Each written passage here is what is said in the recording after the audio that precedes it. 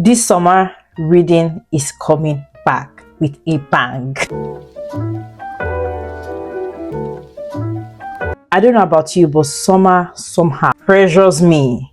And I think this happens to a lot of parents, let's be honest. Hi, how you doing? If you don't know me, my name is Esther. I am an aspiring educator and I'm also a mom of 3. I live in Canada and I am very passionate about us as a family having fun this summer. Me, my kids, and you and your whole family too. Everybody needs to have fun this summer. It is such a wonderful time of the year. Our kids don't have to be in school. They have so much time to do things that they love. And we don't have to wake up very early. We don't have to do all those things that have to do with like school preparation. But it still has its own pressures of making life wonderful for your kids. And if you're like me, who has a sprinkling of perfectionist tendencies and you're a very type A person that likes to plan, have lists and everything, it can be a very rough time. Number 1, life is unpredictable. We are not in control of everything. Number 2, children are also very unpredictable. Today they like this, tomorrow they like the other thing. And after experiencing summers where my whole thoughts were consumed with ensuring my children had a good time, you know what, this summer I get to have a good time too.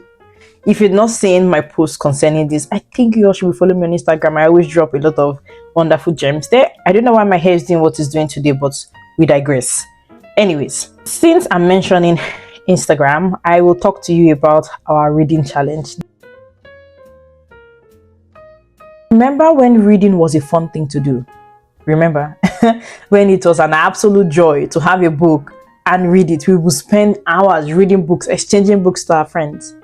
That's the summer we are bringing back, girls. That's the summer we're bringing back. This summer, we are going to be reading 100 books. And I know you're like, Esther, 100 books. Trust me, I think it's doable. You have to read 2 books every day. You can use like audiobooks, books from the library, books you read before, all of that.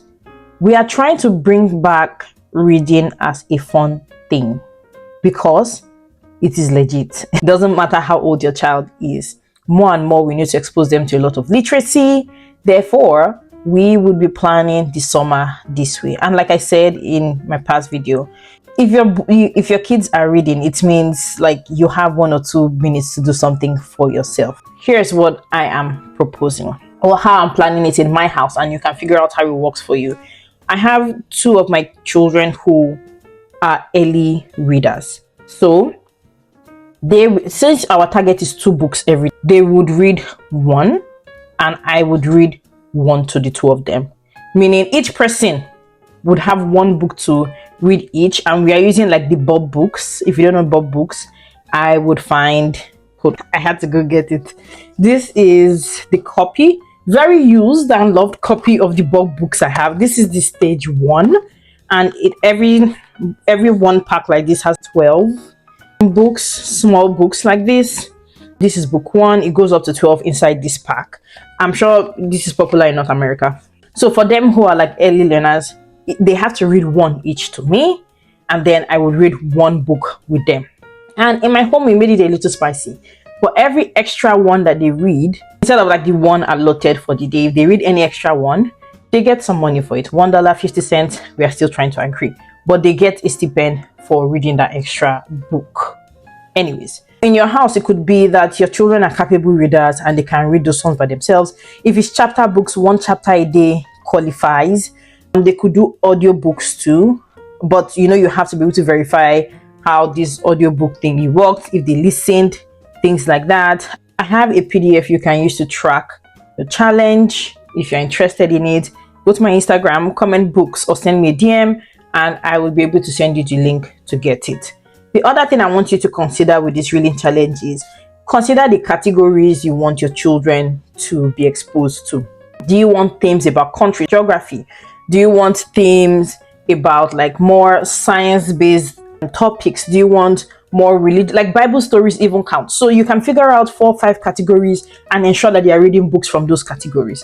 You could even, for example, my children who are beginning to learn French, I'm planning to get beginning early readers, like French book kind of thing, like they could also challenge themselves a little bit. That's most of it on the reading challenge. Like I said before, send me a DM on Instagram and you get the sheet. It even has like the category section there on it too.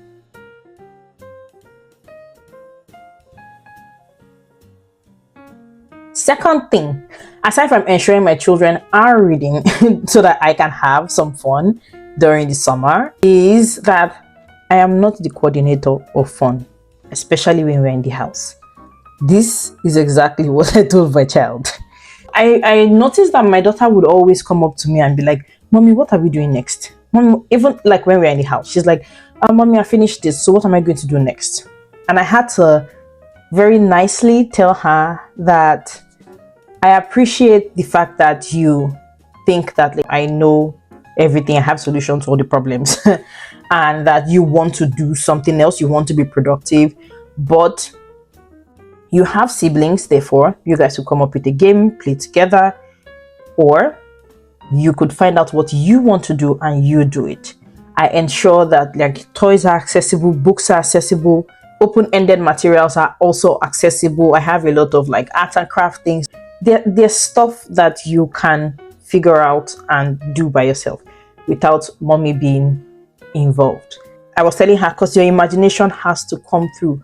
You need to think and figure out what. But when we are going out of the house, mommy can coordinate some parts of wherever it is we are going, because I'm the adult here. So I need to figure out where we are going, when it's open, when we are when we are going, when we need to leave, things like that. Mommy can coordinate some of those things, but not everything. Some things would be up to you.